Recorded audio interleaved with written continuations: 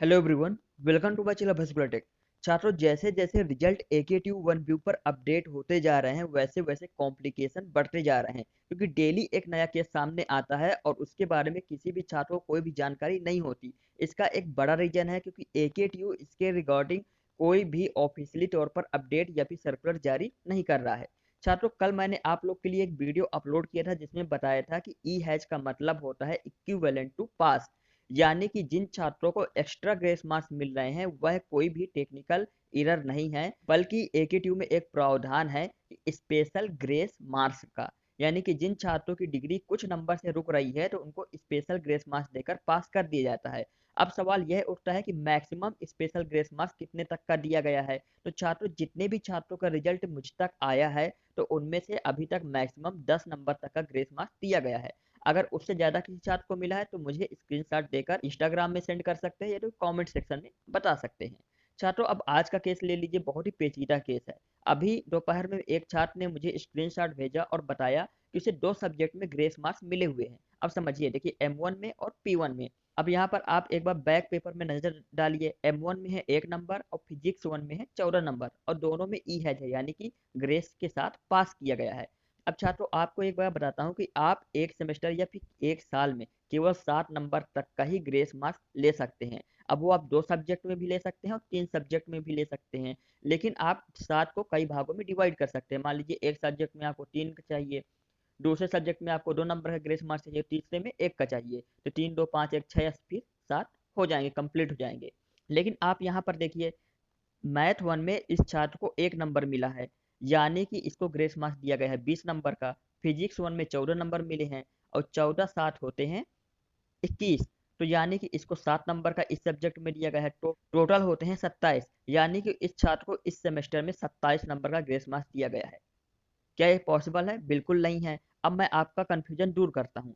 छात्रों, आपको याद होगा AKTU में एक रूल और भी है कि जितने भी आपके बैक लगते हैं में जो नंबर आते हैं उसमें मैक्सिमम मार्क्स ही काउंट होते हैं।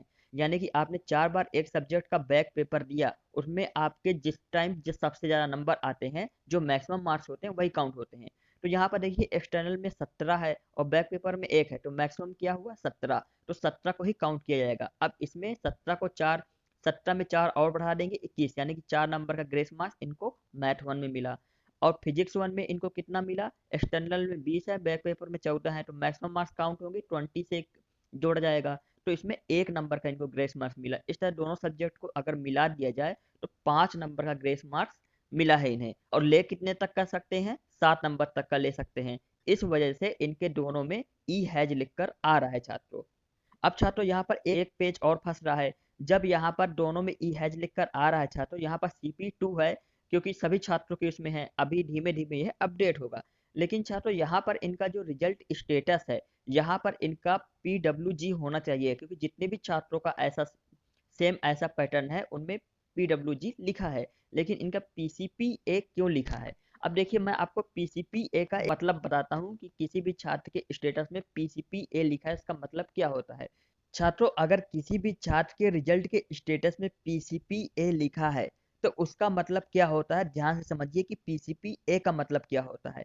आपको जिस भी ईयर में ग्रेस मार्क्स मिल रहे हैं तो ग्रेस मार्क्स तभी मिलते हैं जब एलिजिबिलिटी क्राइटेरिया आप पूरा कर लेते हैं। एलिजिबिलिटी क्राइटेरिया पूरा करने के लिए आपको जिस भी साल में ग्रेस चाहिए उसके दोनों सेमेस्टर का जो CGPA होता है उसका एवरेज निकाला जाता है, और उसका एवरेज 5 या 5 से ऊपर ही होना चाहिए, तभी आपको ग्रेस मार्क्स मिलते हैं। अगर आप वह एलिजिबिलिटी क्राइटेरिया पूरा नहीं करते हैं तो PCPA लिखकर आता है रिजल्ट के स्टेटस में। अब इन छात्रों का देखते हैं क्राइटेरिया क्या है। SGPA इनका 3.96 है पहले सेमेस्टर में, और सेकेंड सेमेस्टर में है 5.25। तो जब 3.96 को 5.25 से जोड़ेंगे तो आएगा 9.21। अब एवरेज निकालने के लिए 9.21 को डिवाइड करेंगे 2 से तो आएगा 4.605, जो कि लेस देन है 5 से। तो यानी कि एलिजिबिलिटी क्राइटेरिया पूरा नहीं कर रहे हैं, इसलिए यहाँ पर PCPA आया है। अब इन छात्रों को करना क्या होगा कि इनको दोनों सब्जेक्ट का फिर से बैक फॉर्म डालना होगा और एक सब्जेक्ट को एटलीस्ट क्लियर करना होगा, अपना SGPA सुधारना होगा। अगर इनका SGPA 1 पॉइंट भी बढ़ जाता है तो ये एलिजिबिलिटी क्राइटेरिया पूरा कर लेंगे और दूसरे सब्जेक्ट में ऑटोमेटिक इनको ग्रेस मिल जाएगा।